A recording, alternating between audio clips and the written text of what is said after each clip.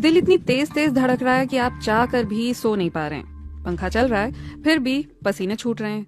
बेचैनी ऐसी कि जो हाथ लगे वो खाते चले जा रहे हैं। ये ओवर एक्टिव थायराइड की ओर इशारा है और इसकी वजह है स्ट्रेस। आज की मॉडर्न लाइफस्टाइल में स्ट्रेस को अवॉइड करना मुश्किल ही नहीं नामुमकिन है, लेकिन हमारे शरीर को आराम की जरूरत होती है। अगर आप रिलैक्स होने के लिए वक्त नहीं निकालेंगे तो शरीर आपको अपनी तरह से समझाने की कोशिश करेगा। क्रोनिक स्ट्रेस आपके थायराइड ग्लैंड पर बुरा असर डालता है। परेशान होकर ये ज्यादा थायराइड हार्मोन्स रिलीज करने लगता है।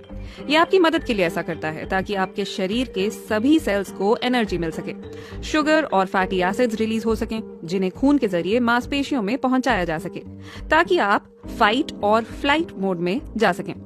लेकिन कंप्यूटर युग में ना आप अपने स्ट्रेस से भाग सकते हैं ना लड़ सकते हैं।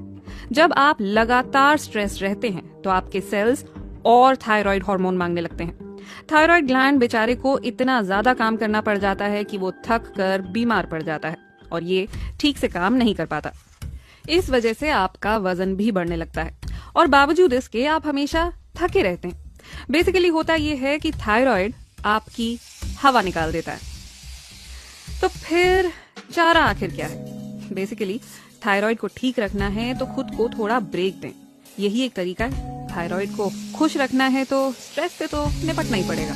थायराइड देखने में कुछ तितली जैसा होता है।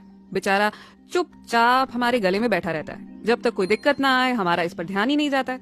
पर थायराइड सभी ऑर्गन्स का राजा माना जाता है और इसे इसकी ताकत मिलती है हार्मोन से।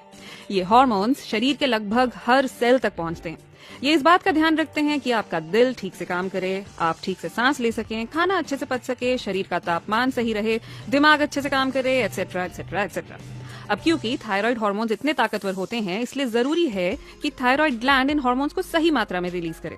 अगर थायराइड अंडर एक्टिव हो तो बॉडी टेम्परेचर, ब्लड प्रेशर और हार्ट रेट कम हो जाता है। अगर थायराइड ओवर एक्टिव हो तो यही सब बढ़ जाता है।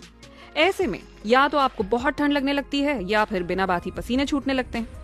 थायराइड हार्मोन्स का लेवल कम होने से डाइजेशन स्लो हो जाती है, डिप्रेशन हो सकता है, हार्मोन लेवल हाई होने से पेट खराब हो सकता है, बेचैनी होती है और नींद ठीक से नहीं आती है।